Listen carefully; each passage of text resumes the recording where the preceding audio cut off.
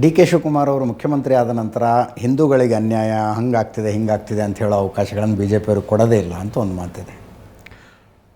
ಅಲ್ಲ, B J ಪಿಯವ್ರ strategy ಏನು ಅಂತ ನಮಗೆ ಗೊತ್ತಿಲ್ಲ. ನಮ್ದೇನು ಅವಕಾಶ ಸ್ಟ್ರಾಟಜಿ ಸಿಗಲ್ಲ ಅವ್ರಿಗೆ ಅದು ಗೊತ್ತಿಲ್ಲ.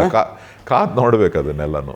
ಇವರಿಗೆ ಕುಂಭಮೇಳಕ್ಕೆ ಹೋಗುವುದಕ್ಕೂ ಯಾವುದೇ ಹಿಂಜರಿಕೆ ಇಲ್ಲ, ಸದ್ಗುರು ಅವರ ಆಶ್ರಮಕ್ಕೆ ಹೋಗಿ ಕಾರ್ಯಕ್ರಮದಲ್ಲಿ ಕೂತ್ಕೊಳ್ಳೋದಕ್ಕೂ ಯಾವುದೇ ಹಿಂಜರಿಕೆ ಇಲ್ಲ.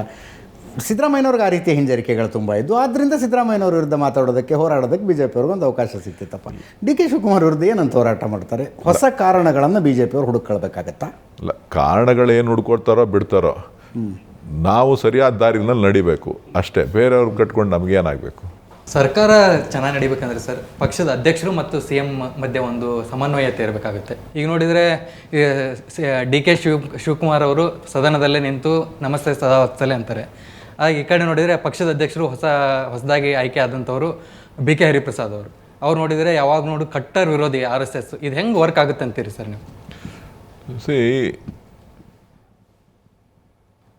ಮಾನ್ಯ ನಮ್ಮ ನೂತನ ಅಧ್ಯಕ್ಷರು ಹರಿಪ್ರಸಾದ್ ಅವರು ಪಕ್ಷದ ಶಿಸ್ತಿನ ಸಿಪಾಯಿ. ಸುಮಾರು 45 ವರ್ಷಗಳ ಕಾಲ ಅವರು ಪಕ್ಷದಲ್ಲಿ ವಿವಿಧ ಹಂತಗಳಲ್ಲಿ ವಿವಿಧ ಹುದ್ದೆಗಳನ್ನು ನೋಡಿದ್ದಾರೆ. ಇಡೀ ರಾಷ್ಟ್ರದ ರಾಜಕಾರಣದಲ್ಲಿ ಅನೇಕ ರಾಜ್ಯಗಳಲ್ಲಿ ನಾಯಕತ್ವವನ್ನು ವಹಿಸಿ ಕೆಲಸ ಮಾಡಿದಂಥವ್ರು. ಸೊ ಇಲ್ಲೇನು ಅವ್ರಿಗೇನು ಕಷ್ಟ ಅನಿಸೋದಿಲ್ಲ. ಶಿವಕುಮಾರ್ ಅವರು ಕೂಡ ಜೊತೆಯಾಗಿ ರಾಜಕಾರಣವನ್ನು ಅವರು ಮಾಡ್ಕೊಂಡು ಬಂದಿರೋರು. ಅವರಲ್ಲಿ ಸಮನ್ವಯತೆ ಇದೆ, ಒಟ್ಟಾಗಿ ಕೆಲಸ ಮಾಡ್ತಾರೆ. ಸೊ ಐಡಿಯಾಲಜಿಗಳಲ್ಲಿ ವ್ಯತ್ಯಾಸ ಇದೆ ಅಂತ ಹೇಳ್ತೀರಿ.